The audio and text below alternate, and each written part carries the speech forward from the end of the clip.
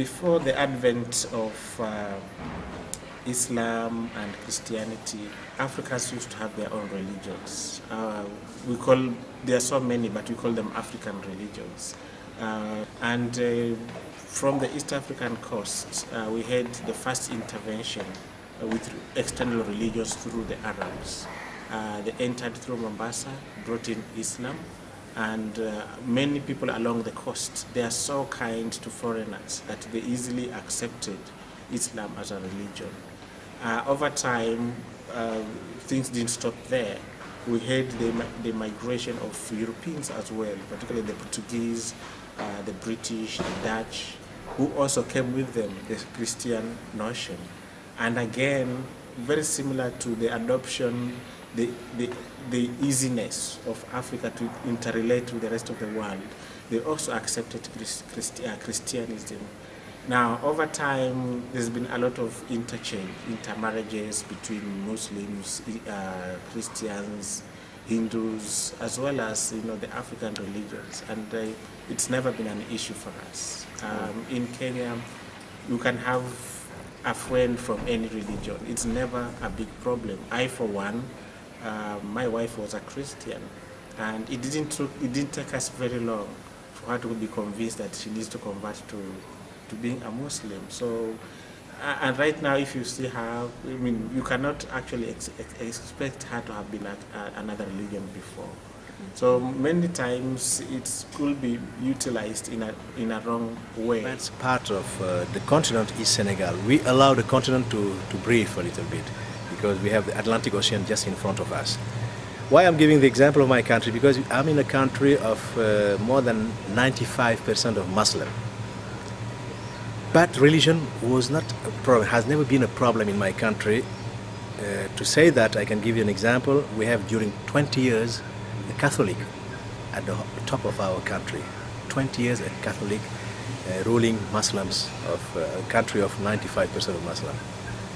What does it mean? It means that religion is really a personal thing. It belongs to human beings to interpret texts. But we all, especially when I'm talking about, for example, Muslim and Christian, they all believe in one God. But the fact of believing, everybody has to respect it. It's a personal fact. It's like, for me, independence, autonomy.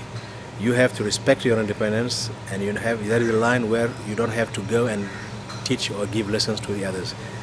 And that's in my country where we respect. We have had a good president who was Christian, 20 years, and he's, I think, the first president in the world also, after 20 years, to say, okay, now guys, I'm old, I'm giving the power to the young generation, and he left. We have had a Muslim, but married with a Christian. So in my country, we have a tradition of respecting the different religions. So that's why I'm very surprised when I see in other parts of the world how people are divided, bombing, blasting, killing each other. Because if people knew that life is too short, we're all passengers, nobody's living there. Sooner or later we'll disappear. So why do you go and attempt to the life of the others? Respect your religion, let the other live in peace. This is my main message, and I really believe in that. Kenya is a very simple country. We only have about, there are only 3 major religions. We have got the Christians first, followed by the Muslims, and then the Hindu. And the Hindu, is the people that belong there, they are doing their own. The Muslims mostly is concentrated in the coastal region because of the movement of people in the pre-independence Kenya. Then the Christians, the majority of the Kenyans are Christians. Then followed by the Muslims, a small majority, and then the Hindu, the minority. But the interesting thing is that the Constitution of Kenya allows for freedom of worship. That's why, apart from the 3 major religions that are existing in Kenya, there are things that we call the Dini Musamba, the people in the Western region, that they have got their own God and their own way of worshipping.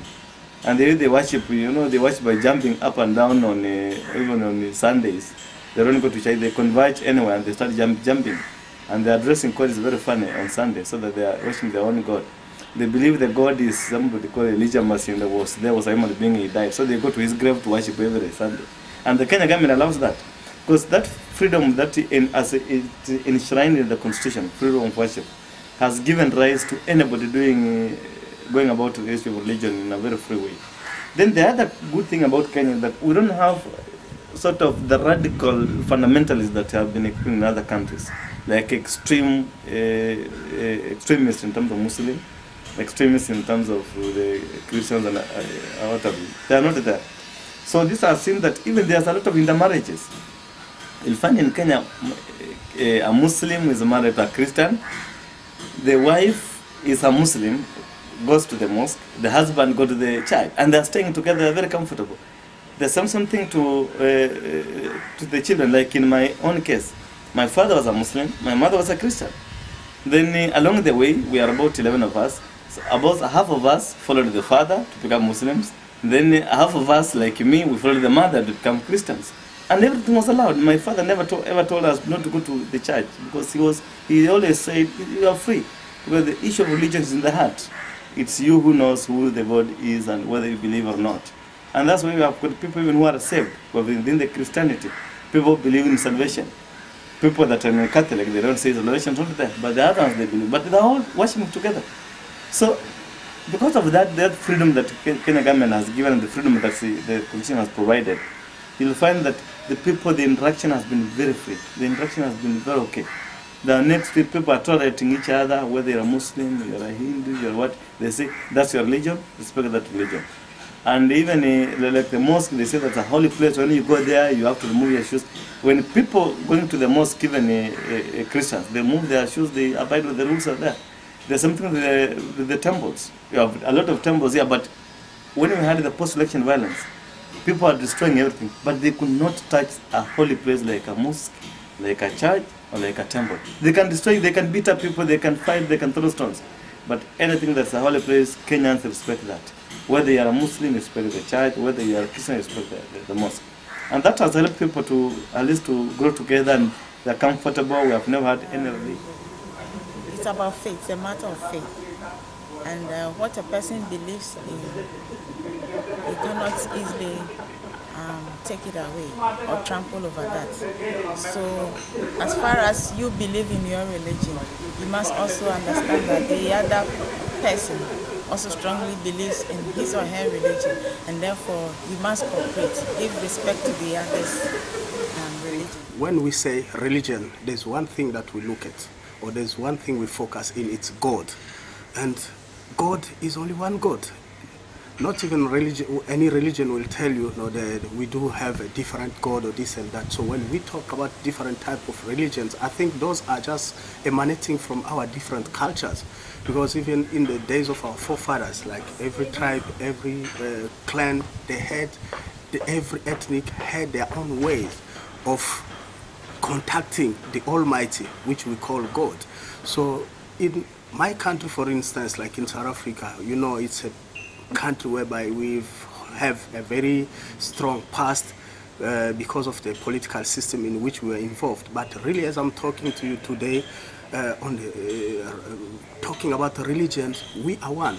I mean, everyone goes on to his church peacefully, freely, without being forced. And this is one of the human rights as well, the right to have your own religion. So I don't see any need of people fighting, trying to force one another to, adopt their religions. No, I mean, this is an individual choice. Even parents don't